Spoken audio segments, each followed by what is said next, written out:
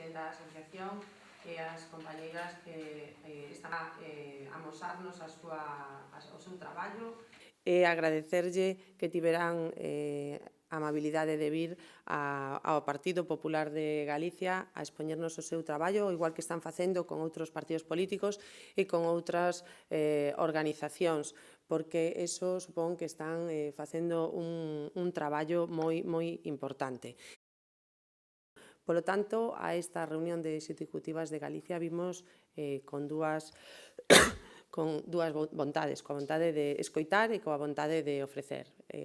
A vontade de escoitar as experiencias dunha organización que, polo que nos ten transmitido, está disposta a intensificar a súa actividade en profundizar en esa igualdade efectiva entre homes e mulleres e a ofrecer, como non podía ser doutro xeito, a nosa colaboración, a nosa voz en cada unha das institucións nas que temos representación.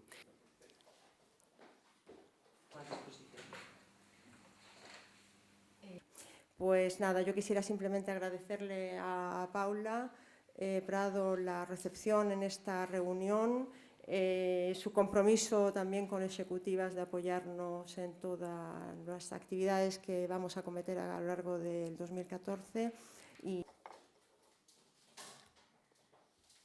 Es un sector fundamental y que muchas cosas están auge en algunas mujeres son las que están... Bueno, hay una política ahora de la Junta, ¿no? de también de un regreso a la posibilidad de que el campo y el sector pesquero se transformen en campo agrícola para dar una vuelta a nueva en el campo de la agricultura ecológica, en el campo de cultivo. Lo habíamos comentado también nosotros en la visita que tuvimos, la reunión que mantuvimos con Susana, e incluso valoramos la cosas conjuntas, ¿no? Tanto con igualdad como con medio rural, ¿no? De manera a lo mejor a elaborar a tres bandas. Nos muestra un poco de eso, ¿no? Que vimos gente que decíamos, hombre, pero vosotras estáis ahí, ¿no? Fomentando la innovación también, porque están